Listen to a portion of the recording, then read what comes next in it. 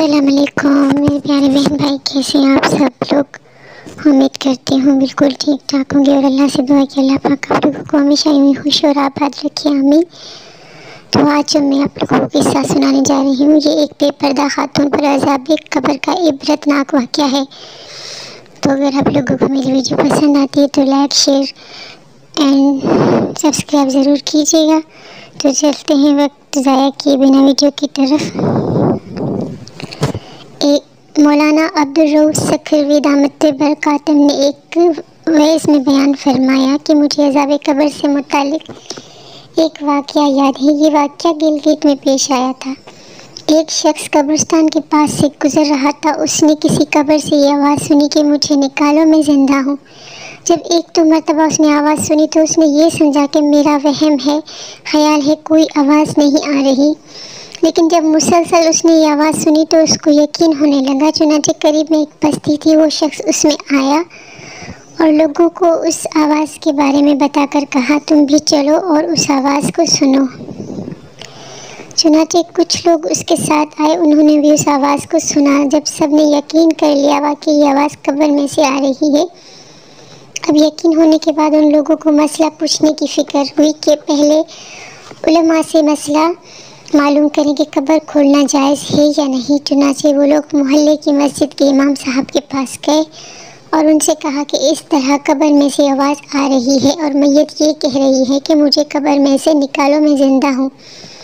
امام صاحب نے فرمایا کہ اگر تمہیں اس کے زندہ ہونے کا یقین ہو گیا ہے تو قبر کو کھولو اور اس کو باہر نکالو۔ چنانچہ یہ لوگ ہمت کر کے قبرستان گئے اور جا کر قبر کھولی۔ اب جو ہی تختہ ہٹایا تو دیکھا کہ اندر ایک عورت ننگی بیٹھی ہوئی ہے اور اس کا کفن گل چکا ہے، اور وہ عورت کہہ رہی ہے کہ جلدی سے میرے گھر سے میرے کپڑے لاؤ، میں کپڑے پہن کر باہر نکلوں گی۔ چنانچہ یہ لوگ فوراً دوڑ کر اس کے گھر گئے اور جا کر اس کے گھر والوں کو یہ واقعہ بتایا اور اس کے کپڑے چادر وغیرہ لے آئے اور لا کر قبر کے اندر پھینک دیے۔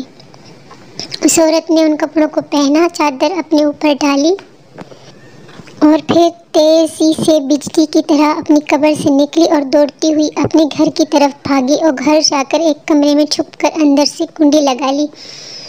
اب جو لوگ قبرستان آئے تھے دوڑ کر اس کے گھر پہنچے۔ اب ان کو وہاں جا کر معلوم ہوا کہ اس نے کمرے کو اندر سے کنڈی لگا لی ہے۔ ان لوگوں نے دستک دی، کنڈی کھولو۔ اندر سے اس عورت نے جواب دیا، میں کنڈی تو کھول دوں گی لیکن کمرے کے اندر وہ شخص داخل ہو جس کے اندر مجھے دیکھنے کی تاب ہو، اس لیے کہ اس وقت میری حالت ایسی ہے کہ ہر آدمی مجھے دیکھ کر برداشت نہیں کر سکے گا،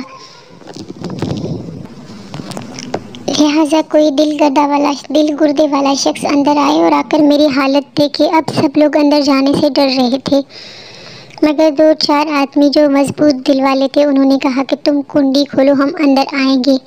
چنانچہ اس نے کنڈی کھول لی، یہ لوگ اندر چلے گئے۔ بے پردگی کی سخت سزا۔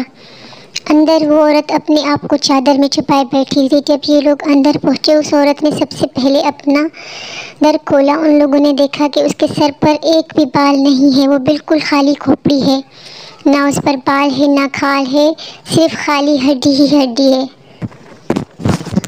لوگوں نے اس سے پوچھا، تیرے بال کہاں گئے؟ اس عورت نے جواب دیا کہ جب میں زندہ تھی تو ننگے سر گھر سے باہر نکلا کرتی تھی، پھر مرنے کے بعد جب میں قبر میں لائی گئی تو فرشتوں نے میرے ایک ایک بال نوچا اور اس نوچنے کے نتیجے میں بال کے ساتھ کھال بھی نکل گئی۔ اب میرے سر پر نہ بال ہے اور نہ کھال ہے۔ لپسٹک لگانے کی سزا۔ اس کے بعد اس عورت نے اپنا من کھولا۔ جب لوگوں نے اس کا من دیکھا تو وہ اتنا خوفناک ہو چکا تھا، سوائے دانتوں کے کچھ نظر نہیں آیا۔ اوپر کا ہونٹ موجود تھا اور نہ نیچے کا ہونٹ موجود تھا، بلکہ 32 کے 32 سامنے جڑے ہوئے نظر آ رہے تھے۔ سوچیے اگر کسی انسان کے صرف دانت ہی نظر آئے تو کتنا ڈر معلوم ہوتا ہے۔ اب ان لوگوں نے اس عورت سے پوچھا، تیرے ہونٹ کہاں گئے؟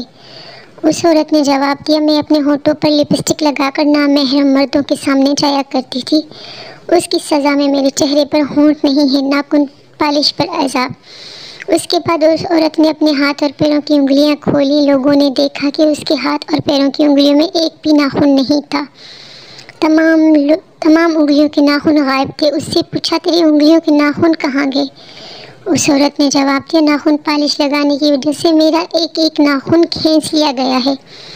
چونکہ میں یہ سارا کام گھر کر کے گھر سے باہر نکلا کرتی تھی، اس لیے جیسے ہی میں مرنے کے بعد قبر میں پہنچی میرے ساتھ یہ معاملہ کیا گیا اور مجھے یہ سزا ملی کہ میرے سر کے بال بھی نوچ لیے گئے، میرے ہونٹ بھی کاٹ دیے گئے، ناخن بھی کھینچ لیے گئے۔ اتنی باتیں کرنے کے بعد وہ بے ہوش ہو گئی اور مردہ بے جان ہو گئی جیسے لاش ہوتی ہے۔ چنانچہ ان لوگوں نے دوبارہ اس کو قبرستان میں پہنچا دیا۔